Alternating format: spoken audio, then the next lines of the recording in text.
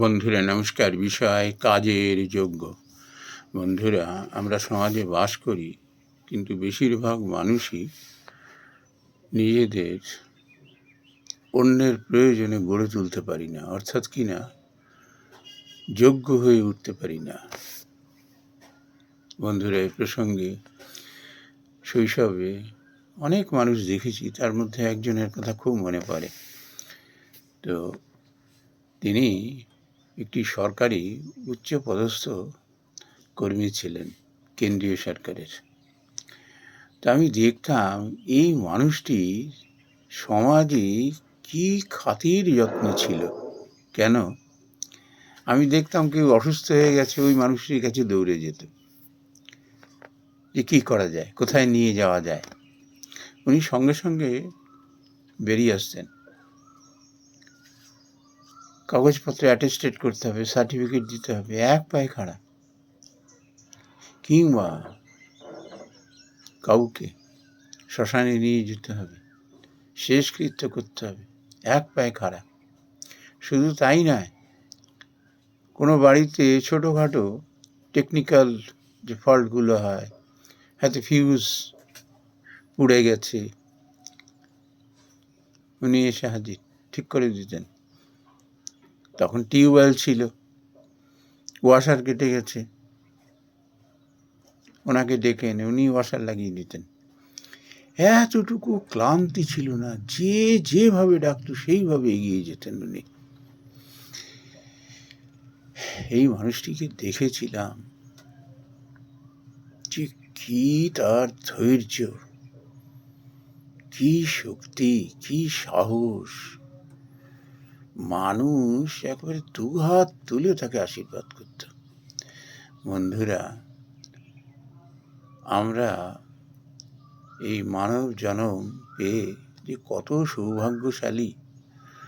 দুটি হাত, দুটি পা, দুটি চোখ, সুস্থ সবল দেহ, কিন্তু বেশিরভাগ মানুষ আমরা তা ব্যবহার করতে জানি না।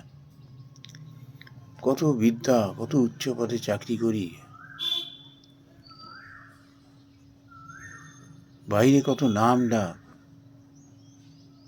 কিন্তু নিজেকে অন্যের প্রয়োজনে লাগাতে পারি না।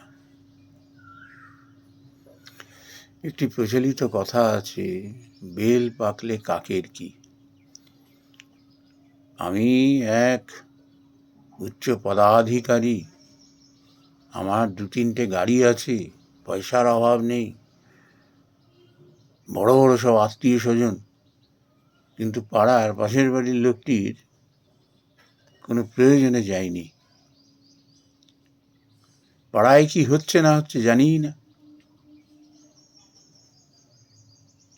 নিজের নাম যশ, নিজের ঐশ্বর্য সম্পদ, এটা নিয়েই মেতে আসি পরিবার নিয়ে। অত্যন্ত দুর্ভাগ্যপূর্ণ জীবন। আমি ওই যে ভদ্রলোকের আগে কথা বললাম, ওনাকে আমি জিজ্ঞেস করেছিলাম যে আপনাকে দেখে না আমার এত ভালো লাগে, ভাবি আপনার মতো যদি এরকম হতে পারি, অন্যের প্রয়োজনে যদি নিজেকে লাগাতে পারি, সত্যি ধন্য হয়ে যাব। তিনি তখন বলেছিলেন যে জানো, তোমার এই বুদ্ধিটা অত্যন্ত শ্রদ্ধার যোগ্য। কেন জানো? তোমার মধ্যে, আমাকে দেখে হোক যাই হোক, তোমার মধ্যেই শুভ বুদ্ধির উদ্রেক হয়েছে। এটা জেনে রেখো, এই যে আজকে কোনো মানুষ যখন বড় হয়, নাম যশ হয়, অর্থের অভাব হয় না, 5জন লোক তাকে চেনে, এর পেছনে কিন্তু তার পরিবার, মা বাবা থেকে শুরু করে তার পরিবার যেরকম, তার পরিবারের এর পেছনে যেরকম স্যাক্রিফাইস আছে, সেমনি পাড়া, দেশ, সমাজ, প্রত্যেকটি মানুষের। আমরা সেগুলো ওভাবে বিচারই করি না। যে পাড়ায় থাকি, যে সমাজে বাস করি তাদের প্রত্যেকের ইন্ডিভিজুয়াল স্যাক্রিফাইস আছে আমার পেছনে। আমরা তো তা ভাবি না। আমরা তো ভাবি আমাদের বেড়ে ওঠার পেছনে এদের অবদান অনস্বীকার্য, কিন্তু আমরা ভুলে যাই। এই একটু নাম যশ হলো, অর্থ হলো, একটু পথ টথ পেলাম, ব্যাস তখন ভাবি নিজেই সব, আমার নিজের ক্ষমতাতেই আমি বলিয়ান হয়ে উঠেছি। এই যে কত বড় মিথ্যা। আমি এক ভদ্রলোকের একবারে জীবনের শেষ মুহূর্তে, যখন তাকে সবাই ছেড়ে চলে গিয়েছিল তার দুঃসময়, তার মুখ থেকে আমার শোনা যে জীবনে যে কত বড় ভুল করেছি। আজকে পাড়া প্রতিবেশী এদের কথা ভুলে গিয়ে, এদের অবদানের কথা ভুলে গিয়ে আমি এত স্বার্থপর হয়ে উঠেছিলাম যে নিজে ভালো থাকবো, নিজে সুখে থাকবো। অফিসের দোহাই দিয়ে আমি মা বাবাকে সংসার ছেড়ে আমি এক পাণ্ডব বর্জিত জায়গায় ফ্ল্যাটে গিয়ে উঠেছিলাম। সেখানে নিজের লোক আসতো না, যত সব নতুন পাতানো বন্ধু বান্ধবরা, তাদের পরিবাররা আসতো। একসময় সব ছেড়ে চলে গিয়েছিল। স্ত্রী বিয়োগের পরে দেখেছিলাম যে শূন্যতা কাকে বলে।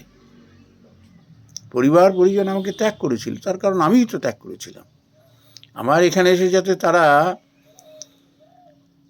পাড়ি না দিতে পারে, তাদের আমার নতুন ঠিকানা তাদের জানাতাম না। এত স্বার্থপর হয়ে গিয়েছিলাম। আমার এই পাপ কখনো ঘুচবে না, চরম সত্যটি তিনি শেষ সময় বলেছিলেন। বন্ধুরা,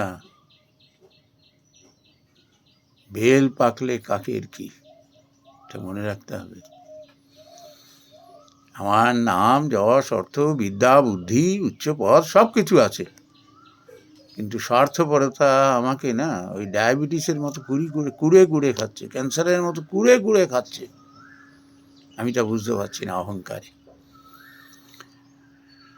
কিন্তু আজ যদি প্রত্যেকটি মানুষের সংসার থেকে সমাজের অবদানের কথা কায়মর বাক্যে কৃতজ্ঞ চিত্তে স্মরণ করতে পারতাম বা স্মরণ করতে পারি, জীবনে কখনো দুঃখ থাকে না। সব দুঃখের ভার তখন ভগবান নিজে বহন করেন। ভগবান কে? মা বাবা, সংসার পরিবার পরিজনের লোকজন, পাড়া প্রতিবেশী, এদের আশীর্বাদ যদি মাথায় থাকে, কখন থাকবে? যখন তাদের প্রয়োজনে আমি নিজেকে যোগ্য করে তুলতে পারি। সেই মানুষের শুভ বুদ্ধির অভাব হয় না, সেই মানুষের সুখ স্বাচ্ছন্দ্যের অভাব হয় না। নমস্কার বন্ধুরা।